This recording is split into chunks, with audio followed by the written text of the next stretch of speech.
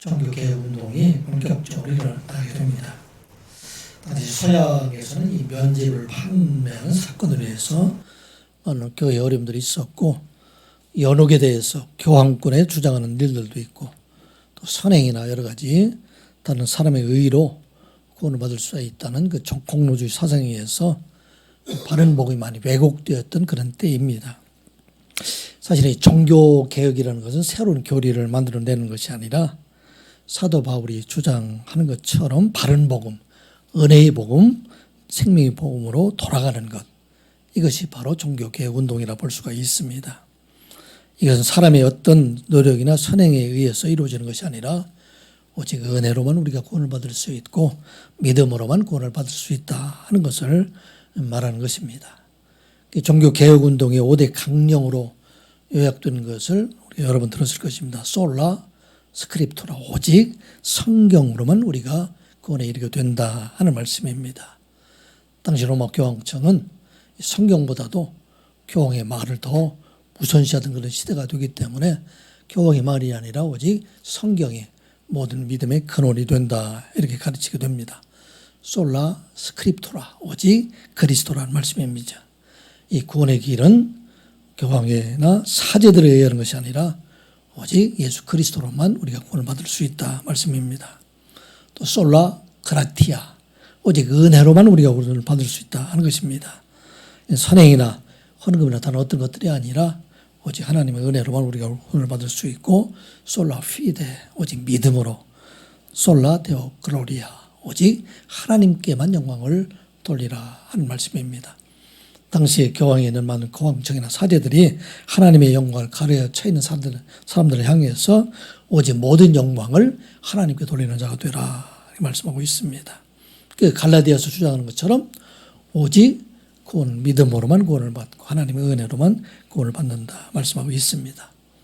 이 갈라디아서는 바로 기독교의 교리가 성립되는 그 시점에서 사도 바울이 예수님으로부터 받은 계시의 말씀을 정리해서 기록된 말씀이 바로 갈라디아서의 말씀이 됩니다. 1장과 2장을 통해서는 예수 그리스도를 통해서 받았던 계시의 말씀을 요약해서 한마디로 말씀하신 것이 갈라디아서 2장 16절의 말씀이죠. 오직 사람이 구원을 받는 것은 율법의 행위로 구원을 받는 것이 아니라 예수 그리스도를 믿음으로만 구원을 받는다 하는 것을 말씀을 하고 있습니다. 3장에 이르러서는 갈라디아에 있는 교회 성도들이 예수 그리스도 이름을 믿고 그들이 성령을 받을 때에 그들이 성령을 받은 것은 율법의 행위에 의한 것들이 아니고 오직 그들이 복음을, 예수 그리스도를 마음에 받아들이고 믿을 때에 그들에게 성령이 임했다는 것을 너희들이 아는 바와 같이, 이와 같이 바른 복음은 오직 믿음으로만 구원을 받는다 하는 것을 그들의 체험적인 신앙으로 설명한 것이 바로 2장 1절부터 5절까지 있는 말씀입니다. 이어지는 지난번에 우리가 함께 나누었던 말씀은 갈라디아 교회의 이 거짓 선지자들이 구약성경 특별히 아브라함을 이용해서 할례를 받는 것이 이스라엘 백성들이 되는 것이고 의로운 사람이 되고 구원받은 백성이 된다 하는 것을 설명을 합니다. 왜냐하면 할례를 받음으로 언약 백성이 되고 또 할례를 받지 아니하면 언약 백성에서 끊어지게 될 것이다 하는 17장에 있는 말씀을 인용을 해서 그들이 할례를 받는 것이 믿음을 구원받는 것에 보태야 될 그런 일들이다 그렇게 말을 합니다. 그런데 그들에게 바로 아브라함을 통해서 약속한 것은 그들의 할례에 의한 것이 아니라 이미 그 이전에 아브라함의 믿음을 보시고 하나님께서 그를 의롭게 하셨다. 그렇게 말씀을 하고 있습니다. 지난주에도 말씀 나눈 것처럼 아브라함의 신할 동맹과의 전쟁 이후에 지금은 그들이 이겼지만 그래 언제 다시 공격해 올지 모를 신한 동맹국들을 두려워할 때에 그때 하나님께서 친히 나타나셔서 그렇게 말씀을 합니다. 아브라함아 두려워하지 말라. 내가 너희 방패가 되고 너에게 큰 상급이 될 것이다. 그렇게 말을 합니다. 나에게 상급을 주신다고 말씀하셨는데 나에게 자녀를 두시지 않았기 때문에 내가 이제 나의 후사로 다메섹 사람 엘리에셀을 나의 상속자로 삼겠습니다. 그렇게 하나님 앞에 말하게 될 때 하나님께서는 아브라함의 손을 이끌고 밖으로 나가셔서 하늘의 별을 바라보게 하십니다. 아브라함아, 저 하늘에 있는 별들을 바라보아라. 저 무수한 별들은 내가 셀 수가 있겠느냐? 내가 저 하늘의 별과 같이 너의 자손들을 이와 같이 온 땅에 충만하게 할 것이다. 번성하게 할 것이다. 그렇게 말씀을 합니다. 아브라함은 사실은 지금 아내 사라에게는 태문이 닫혀서 더 이상 자녀를 생산할 수 없는 그런 나이임에도 불구하고, 그런데 하나님께서 약속하셨기 때문에 그 약속을 믿음으로 하나님께서 그를 의롭다 하셨다는 말씀입니다. 의롭다 하셨다는 이야기는 하나님의 백성이 되게 하셨다 하는 말씀입니다. 그러니까 할례에 의해서 14년 뒤에 시행된 할례의 의식에 의해서 아브라함이 의롭게 되고 하나님의 백성이 된 것이 아니라 그가 아브라함이 하나님을 믿음으로만 의롭게 되었다 하는 것을 말씀하고 있습니다. 그래서 온 땅에 있는 모든 사람들이 아브라함의 복, 아브라함이 믿음으로 하나님의 백성 의롭게 되었다는 것과 같이 모든 사람들도 이제 믿음으로 의롭다는 그 길을 열어주게 하셨다 하는 것을 말씀합니다. 그래서 아브라함이 이제 이 믿음으로 의롭다함을 받기 전에 이미 75세가 될 때 그를 불러나셔서 이제 그를 통해서 그의 후손들에게 이제는 아브라함을 통한 그 믿음이 온 땅에 이르게 할 것이다 하는 말씀이 지난주에 함께 나눴던 말씀이죠. 우리 8절 말씀 한번 같이 나눠보겠습니다. 시작. 또 하나님이 이방을 믿음으로 말미암아 의로 정하실 것을 성경이 미리 알고 먼저 아브라함에게 복음을 전하되 모든 이방인이 너로 말미암아 복을 받으리라 하였느니라. 아멘. 아브라함이 믿음으로 말미암아 의롭다함을 얻기도 전에 먼저 부르셔서 이것을 하나님께서 미리 아시고 이제 너를 통해서 이방인 모든 사람들이 다 복을 받게 하실 것인데 그 복은 어떤 복이냐? 10년 뒤에 믿음으로 의롭다함을 얻게 된 그 복이 이제는 온 땅의 모든 사람들에게 전하게 하기 위해서 내가 너를 불러냈다 말씀하셨습니다. 그리고 이 약속이 있은 뒤 2100년 뒤에 예수 그리스도를 세상에 보내셔서 이제 이 땅에 있는 모든 사람들의 죄를 다 대속하셔서 그를 믿는 모든 사람들이 이제는 아브라함과 같이 아브라함의 의롭다함을 얻은 것이 믿음으로 된 것처럼 이제 이 땅에 오신 예수 그리스도를 믿음으로 말미암아 모든 사람들이 다 복을 받게 하셨다는 말씀입니다. 그 말씀이 지난주에 함께 나누었던 9절의 말씀이죠. 같이 한번 보겠습니다. 그러므로 믿음으로 말미암는 자는 믿음이 있는 아브라함과 함께 복을 받았느니라. 아멘. 하나님께서 아브라함을 갈대아 우르에서 부르신 것은 온 땅의 모든 사람들을 아브라함을 통해서 구원을 받게 하시기 위해서 부르셨는데 어떻게 아브라함의 복을 받느냐? 아브라함의 믿음으로 복을 받은 것처럼 이제 이 땅에 있는 모든 사람들이 아브라함과 같이 믿음으로 아브라함이 하나님을 믿은 것처럼 하나님을 믿고 하나님께서 세상에 보내신 예수 그리스도를 믿는 사람들, 이 사람들을 복을 받게 하셨다 말씀하셨습니다. 이 복이라는 것은 우리가 말하는 세상의 복이 아니라 하나님의 백성이 되는 복, 하나님의 나라를 유업으로 받는 복, 영원한 생명을 얻는 그 복을 우리에게 주셨다 하는 것을 말씀하고 있습니다. 이 시간 예배하는 우리 모두가 예수 그리스도를 믿음으로 말미암아 예수 그리스도의 의로 의롭다함을 얻은 자 되었음을 믿는 여러분들 되시기 바랍니다. 이 말씀은 로마서 3장 23절과 24절에 기록이 되어 있습니다. 같이 한번 읽어볼까요? 모든 사람이 죄를 범하였음에 하나님의 영광이 이르지 못하더니 그리스도 예수 안에 있는 속량으로 말미암아 하나님의 은혜로 값없이 의롭다 하심을 얻은 자 되었느니라. 아멘. 모든 사람들이 죄를 범하였음에 모든 사람들은 다 죄를 범할 수밖에 없는 사람이지만 그런데 아브라함이 믿음으로 의롭다함을 얻은 것처럼 우리의 죄를 대속하신 예수 그리스도를 믿음으로 말미암아 그 안에 있는 속량으로 우리 모두가 이제 의롭게 되었다 하는 말씀입니다. 오늘 본문에 이어지는 말씀은 유대인들이 지금 자랑하고 있는 할례나 정결법이나 율법으로는 죄를 없앨 수 없고 오히려 그 율법으로 인해서 이 땅에 있는 모든 사람들이 다 그 율법의 저주 아래 살아가게 한다 하는 것을 말씀하고 있습니다. 그래서 율법 아래 살아가는 사람들 누구도 스스로 의롭다함을 얻을 수 있는 자가 없고 모든 사람들이 다 율법의 저주 아래 살아가고 있다 하는 것입니다.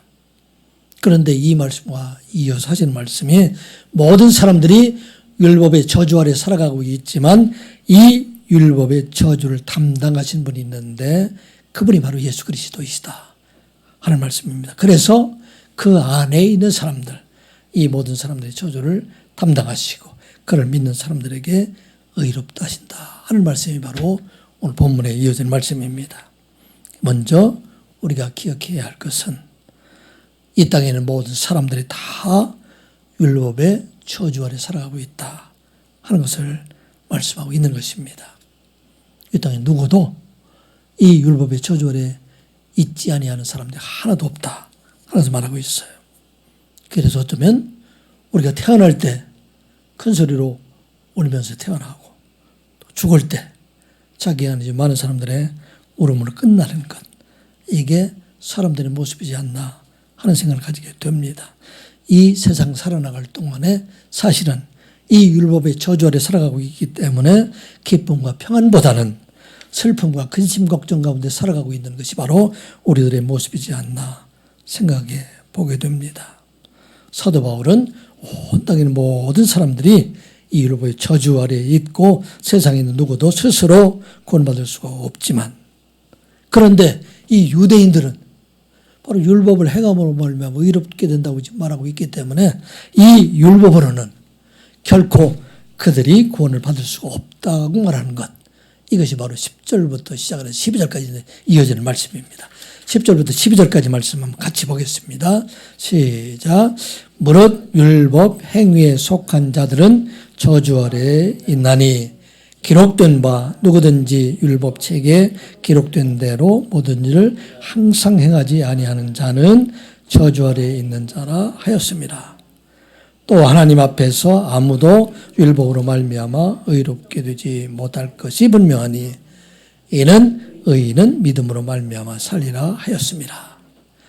율법은 믿음에서 난 것이 아니니 율법을 행하는 자는 그 가운데서 살리라 하였습니다. 아멘. 사도 바울은 갈라디아에 온 거짓 교사들이 율법과 할례를 행함으로 의롭게 된다고 하는 그들을 향해서 이 율법으로는 결코 의롭게 할 수가 없고 이 율법으로 오히려 저주 아래 있게 된다 하는 것을 설명하는 것이 바로 10절과 12절에 있는 말씀입니다. 왜 율법으로는 우리가 의롭다함을 얻을 수 없을까? 그 첫 번째 설명하고 있는 것이 11절에 있는 말씀과 같이 오직 의인은 믿음으로 말미암아 살리라 했다 하는 그 말씀에 근거해서 의인이 되는 것, 살게 되는 것은 율법이 아니라 오직 믿음으로만 의롭게 된다 하는 것을 말씀하고 있습니다. 11절에 보게 되면 뒤에 사람이 아무도 율법으로 말미암아 의롭게 되지 못할 것이 분명하니 이는 의인은 믿음으로 말미암아 살리라 하였습니다. 이 말씀은 하박국 2장 4절에 있는 말씀이에요. 하박국 2장 4절에 이렇게 기록이 되어 있어요. 우리 한번 같이 읽어보겠습니다. 시작. 보라 그의 마음은 교만하며 그 속에 정직하지 못하나 의인은 그의 믿음으로 말미암아 살리라. 아멘. 누가 한 말이냐면 하박국 선지자가 한 말인데 이 하박국 선지자는 예레미야와 동시대의 사람이에요. 남유다가 멸망할 때 그때 함께 예언했던 사람이 바로 하박국 선지자가 됩니다. 이 말씀을 한때는 어느 때냐면 여호야김 시대로 이렇게 추정을 하고 있습니다. 이 당시에 중동이 아수르와 바벨론과 애굽에 의해서 패권 다툼으로 많은 전쟁이 있을 때였습니다. 그때 아수르는 점점 쇠퇴해지고 신은 강국으로 일어났던 나라가 바로 바벨론이 됩니다. 이 바벨론이 아수르를 위협하게 될 때에 이 아수르의 편에 섰던 애굽이 아수르를 돕기 위해서 북쪽으로 올라와서 갈그미스라는 지방으로 올라오게 됩니다.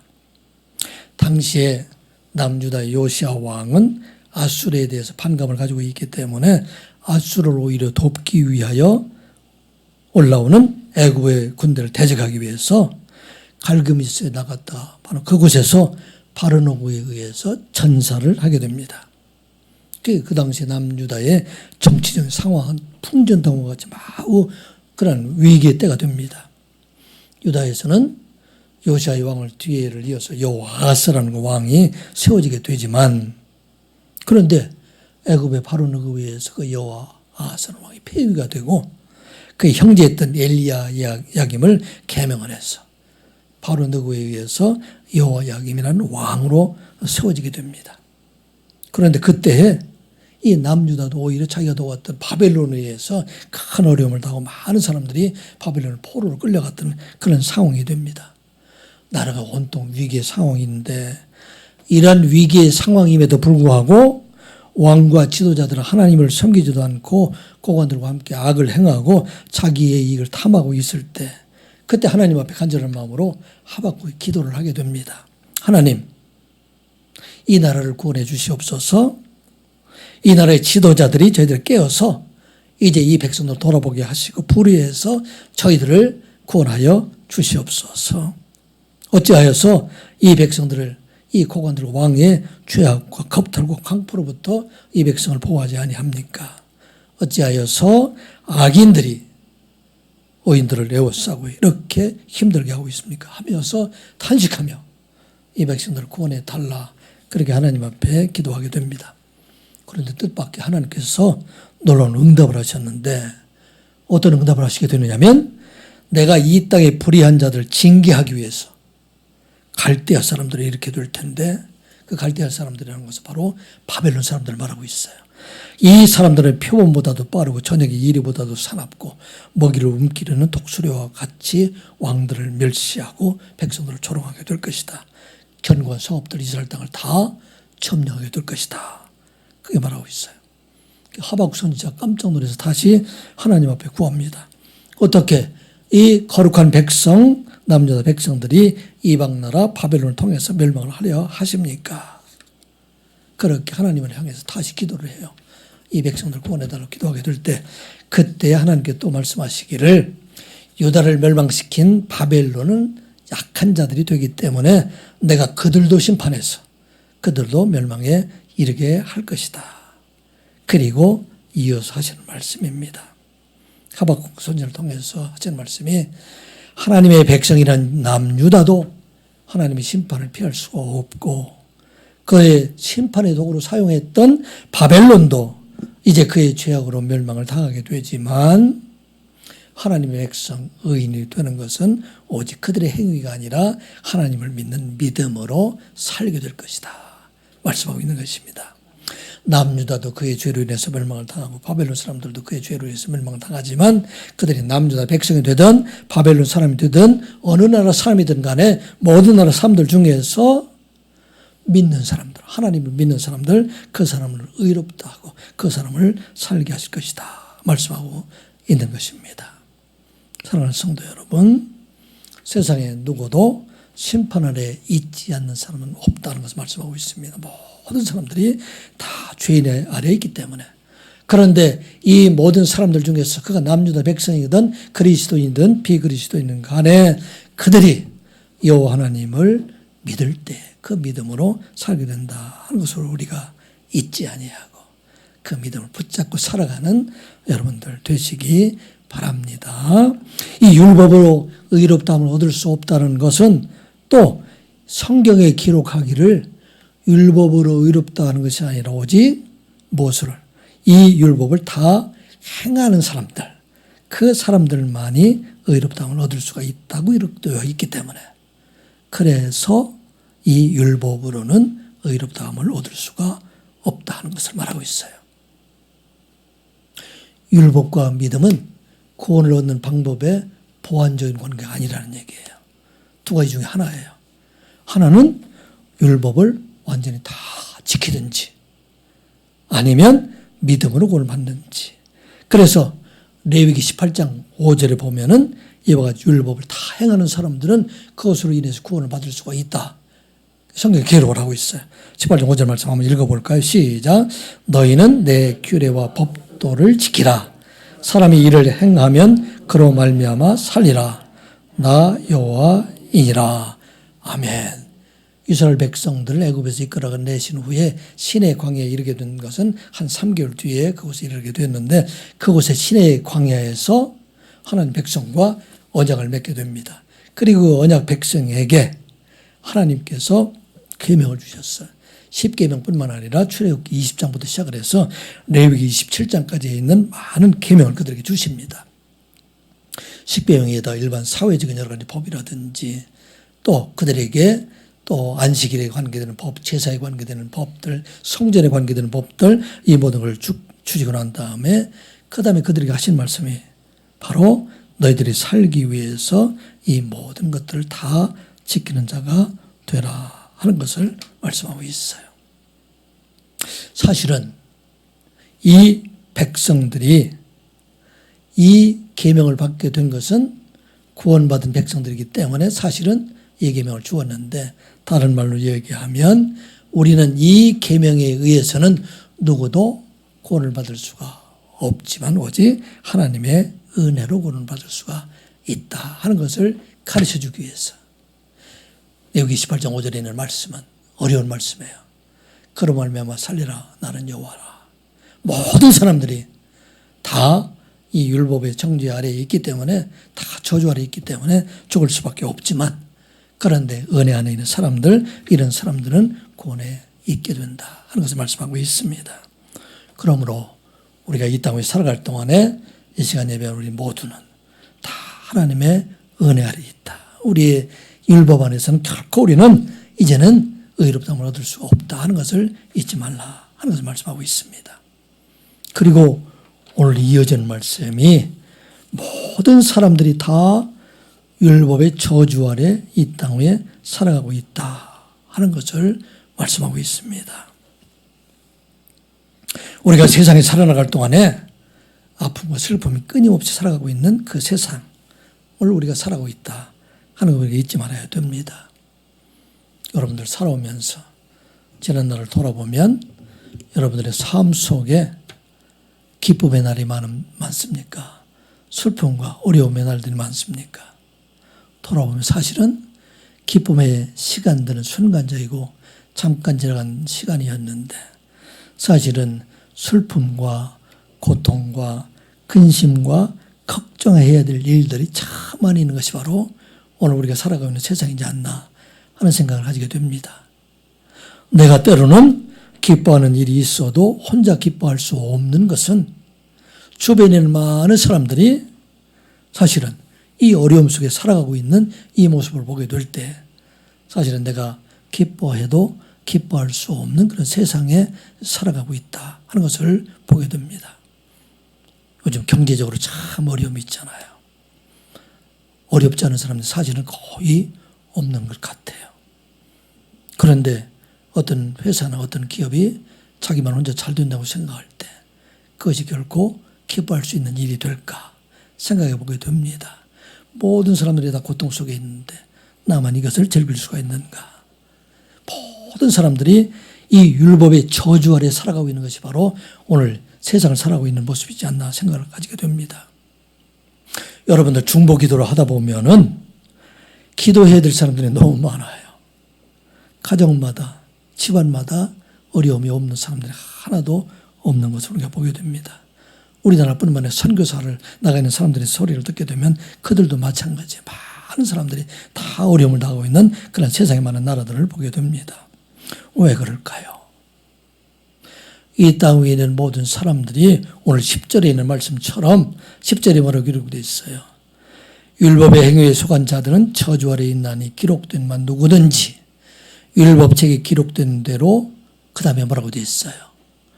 모든 일을 행하지 아니하는 자는 저주 아래 있는 자라 말씀하고 있습니다. 율법에 기록된 대로 하나대로 빠지지 아니하고 다 행하지 아니하는 자는 누구든지 다 저주 아래 있는 자이다. 그렇게 말씀하고 있습니다. 이 말씀은 신명기 27장에 있는 말씀입니다. 이스라엘 백성들을 40년 동안 광야에서 이끌어온 모세가 이제는 요단을 건너가기 전에 요단 동편에 이스라엘 백성 출애굽한 백성들을 다시 그들에 모아놓고 그들에게 지금 하나님의 말씀을 다시 설명해서 기록한 말씀이 바로 신명기의 말씀이 돼요. 그 신명기라는 그 뜻은 다시 기록했다 하는 그 의미가 됩니다. 그리고 너희는 이제 이 요단강을 건너가고 가서 이제는 돌비를 세우고 거기에 석회를 바르고 내가 명한 이 모든 것을 다 그 돌비에 다 기록을 해라. 그리고 너희들의 지파 중에서 12지파를 6지파는 그리심산에 세우고 6지파는 에발산에 세워서 그리심산에 속한 자들에게는 축복의 말씀을 선포하고 그 다음에 에발산에 있는 사람들에게는 저주의 말씀을 선포하라. 그렇게 말씀을 하고 있습니다. 그래서 이 저주의 말씀을 선포할 때는 이 하나님의 말씀을 온전히 순종하지 아니하는 자들에게는 저주가 임할 것이다. 그 말씀이 신명기 27장 14절부터 시작해서 26절까지 계속 기록되어 있는 말씀입니다. 그중 몇 가지만 한번 읽어보겠습니다. 같이 읽어보겠습니다. 시작. 레위 사람은 큰 소리로 이스라엘 모든 사람에게 말하여 이르기를 장색의 손으로 조각하였거나 부어 만든 우상은 여호와께 가증하니 그것을 만들어 은밀히 세우는 자는 저주를 받을 것이라 할 것이요 모든 백성은 응답하여 말하되 아멘 할지니라. 16절부터 시작해서 24절까지 계속 반복되는 말씀이에요. 25절, 26절 말씀 같이 보겠습니다. 시작. 무죄한 자를 죽이려고 뇌물을 받는 자는 저주를 받을 것이나 할 것이요 모든 백성은 아멘 할지니라. 그리고 맨 마지막에 하신 말씀이 오늘 26절에 있는 말씀입니다. 같이 보겠습니다. 시작.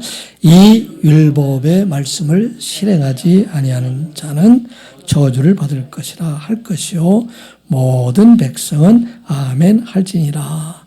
아멘. 이스라엘 백성의 12지파 중에서 그가 그리심산에 섰든 그들의 에발산에 섰든 간에 누구든지 여호와의 말씀을 온전히 순종하지 아니하는 자 그 사람은 다 저주를 받게 될 것이다. 이 말씀을 10절에 갈라디아 10절에 말하면서 거기에 하나 더 붙여서 말했어요. 모든 일을 항상 행하지 아니하는 자. 신명기 27장에 나와 있는 11가지의 죄목 이외에도 율법에 기록되어 있는 모든 것들 중에서 하나라도 어기는 사람들, 이 사람들은 다 저주 아래에 있다 말씀하고 있습니다. 하나님께서 복을 주시기 위해서 계명을 주셨는데 그 계명이 오히려 저주에 임하게 되는 그런 계명이 되게 하였다 하는 것을 말하고 있습니다. 왜 그랬을까요? 이 땅에 있는 모든 사람들이 여기에 기록된 율법으로는 누구든지 다 저주 아래 살아갈 수밖에 없다 하는 것을 말하고 있는 것입니다. 그래서 이 땅에 살아가는 날 동안에 세상의 모든 사람들이 심판과 저주 아래 살아가고 있다 하는 것을 말씀하고 있습니다. 우리가 살고 있는 세상 가운데 사실은 여러분들이 하루하루의 삶 속에 얼마나 많은 이 땅에 저주의 소리를 들려오고 있지 않습니까? 뉴스를 통해서 보더라도 물론 좋은 소식들이 숨겨져 있을지 모르지만 뉴스의 대부분 다 그 속에는 사실은 그것의 심판의 소리와 재난의 소리와 재앙의 소리와 다툼과 소리 이런 것들이 끊임없이 들려오고 있다 하는 것을 말씀하고 있습니다. 이 말씀은 세상에 있는 모든 사람들이 하나라도 죄를 범하게 되면 그로 인해서 모든 사람들이 다 저주가 임하게 되기 때문이라 말씀하고 있어요. 아담과 하와가 에덴 동산에서 쫓겨났어요. 그리고 내가 정령 죽으리라 이 저주를 받게 되었는데 그 당시 아담과 하와는 몇 가지의 죄를 줬습니까? 한 가지의 죄를 줬을까요? 두 가지 죄를 줬을까요? 아담과 몇 가지 죄를 졌죠? 한 가지 죄. 선악을 알게 하는 나무나 열매를 먹지 말라. 이 한 가지의 죄로 인해서 그래서 온 땅의 저주가 죽음의 저주가 그에게 임한 것처럼 이 땅에 있는 모든 사람들, 이 사람들 중에서도 이와 같이 심판 아래에 있지 않는 사람들이 하나도 없다 하는 것을 말씀하고 있습니다. 그래서 우리들에게 주신 말씀은 무엇입니까? 우리는 이 땅에 저주당한 많은 사람들을 참으로 이제는 하나님께서 아파하신 그 아픔으로 그들을 위해서도 함께 긍휼히 여기는 그런 마음을 살아가야 된다 하는 것을 말씀하고 있는 것입니다. 내가 성공했을 때, 내가 좋은 일을 만났을 때 이것을 기뻐하는 것만 아니라 이제는 그것을 넘어서서 일로 인해서 고통당하고 있는 많은 사람들, 슬퍼하는 사람들, 이 사람들 위해서 눈물로 기도하며 그들을 긍휼히 여기는 자로 살아갈 것을 우리들에게 말씀하고 있는 것입니다. 왜? 모든 세상이 다 저주 아래 살아가고 있기 때문이라 하는 말씀입니다. 신명기에서는 이 저주에서 해방되는 말씀이 기록이 되어 있지를 않아요. 그런데 온 땅의 백성들을 위해서 하나님께서 놀라운 일들을 준비하셨어요. 이 저주 아래 살고 있는 모든 사람들, 그 사람들을 이제는 이 저주를 담당하실 분이 계셨다는 것입니다. 누가 담당을 하셨습니까? 예수 그리스도께서 이 모든 저주를 담당하시고 예수 그리스도를 믿는 사람들에게는 이제는 그들에게 복을 주시는데 아브라함의 복을 그들에게 주시고 하나님의 백성의 복을 그들에게 주시겠다 약속하신 것, 이게 바로 오늘 갈라디아서 13장에 있는 말씀입니다. 사실은 이 말씀이 복음 중에 복음이에요. 온 땅의 모든 사람들이 다 저주 아래에 있지만 이제 예수 그리스도 안에 있는 자들에게는 이 저주를 풀어주는 방법을 우리들에게 제시했는데 그 말씀이 바로 13절의 말씀입니다. 같이 한번 보겠습니다. 시작. 그리스도께서 우리를 위하여 저주를 받은 바 되사 율법의 저주에서 우리를 속량하셨으니 기록된 바 나무에 달린 자마다 저주 아래에 있는 자라 하였습니다. 아멘. 신명기에 기록된 말씀으로는 모든 사람들이 다 저주 아래 들어가게 되었는데 이제 하나님께서 준비하신 예수 그리스도의 복음을 통해서 이제는 그가 에발산에 서 있던 그리심산에 있던 간에 이 모든 저주를 담당하신 예수 그리스도 안에 있는 사람들, 이 사람들에게 이제는 복을 주시겠다 말씀하고 있습니다. 왜냐하면 이 저주를 누가 받았기 때문에 그리스도께서 복을 저주를 받았는데 이 저주 받았다는 이야기가 성경에 기록이 되어 있는데 그 기록이 신명기 21장 23절에 이렇게 기록이 되어 있습니다. 같이 읽어보겠습니다. 시작. 그 시체를 나무 위에 밤새도록 두지 말고 그날에 장사하여 내 하나님 여호와께서 내게 기업으로 주시는 땅을 더럽히지 말라. 나무에 달린 자는 하나님께 저주를 달랐음이니라. 아멘. 나무에 달린 자가 하나님께 저주를 받았는데 이 나무 십자가를 지신 분이 바로 예수 그리스도이시다 하는 것을 말씀하고 있습니다. 그래서 에발산에 있는 사람들에게 선포되었던 저주 여러 가지 이외에 모든 저주가 어떠한 저주를 할지라도 이 모든 저주를 다 담당하신 분이 바로 예수 그리스도이시다 하는 것을 말씀하고 있습니다. 이 시간 예배하는 모든 성도들은 우리의 모든 저주를 예수님께 친히 담당하셨음을 믿으시는 여러분들 되시기 바랍니다. 이게 바로 복음입니다. 모든 사람들이 주 안에 있지만 우리가 이제 담당해야 될 것은 아직도 저주 아래 있는 사람들, 그 사람들을 긍휼히 여기는 것이 바로 우리들이 해야 될 일이다 하는 것을 말씀을 하고 있습니다. 그리고 예수님께서 이 저주를 담당하실 것이라는 것은 바로 신명기 이후에 2100년대에 오실 이 활동한 선지자 이사야 선지를 통해서 이 예언의 말씀이 선포가 되었습니다. 이사야서 53장 4절 6절의 말씀이죠. 우리 한번 같이 읽어볼까요? 시작.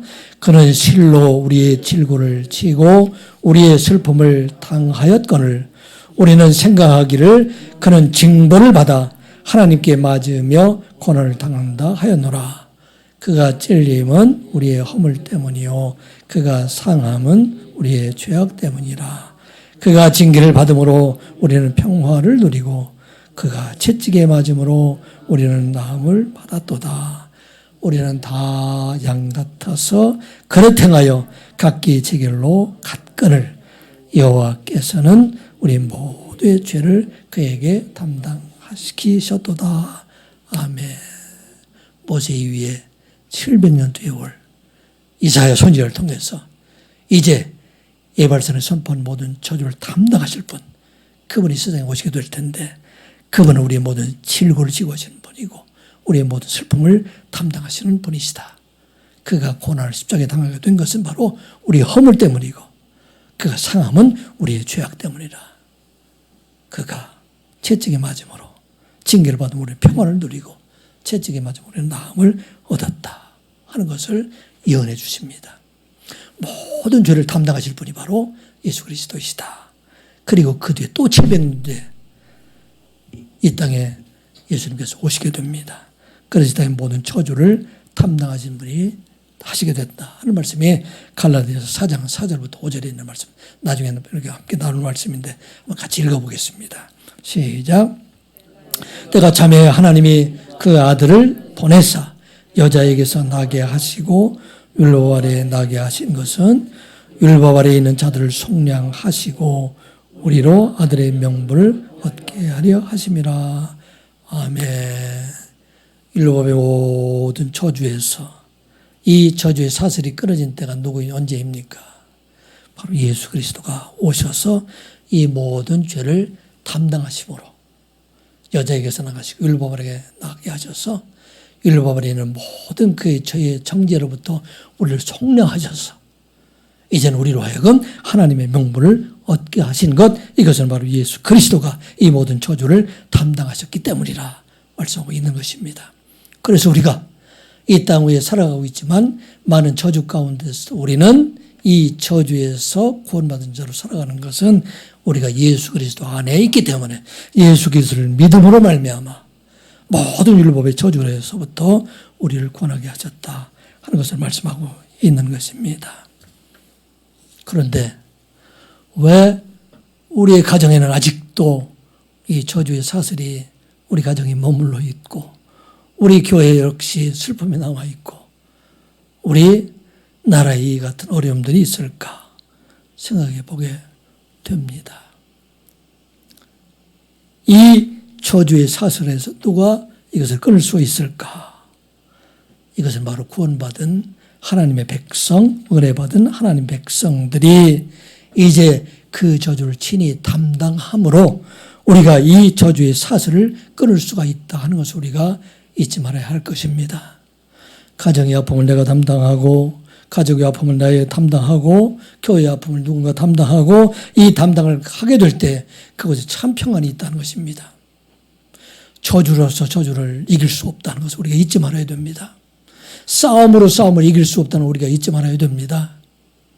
누군가는 이 아픔을 담당하는 자가 있게 될 때 그것에 참 평안이 일게 된다 하는 것을 우리가 잊지 말아야 됩니다. 왜 가정의 싸움이 끊이지 않고 왜 교회의 싸움이 끊이지 않고 왜 이 나라에 어려움이 있습니까?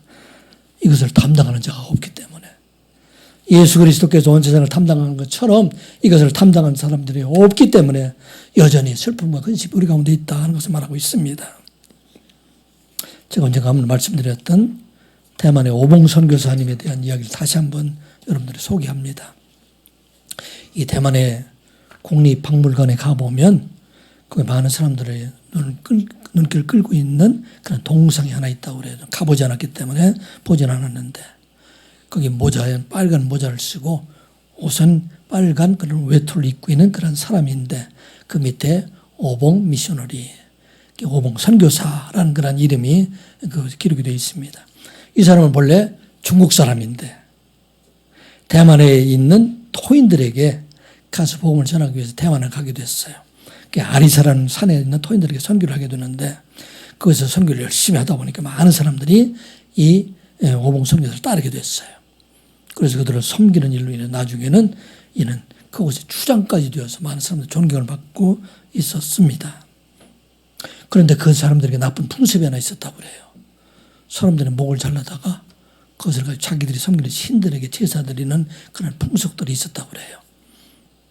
처음에는 오봉선교사 얘기를 해서 한 2년까지는 오봉선교사 말을 잘 들었는데 3년이 되니까 사람들이 목을 잘라다가 또 자기들이 신들에게 절을 하려고 그렇게 제사를 하려고 왔다고 합니다.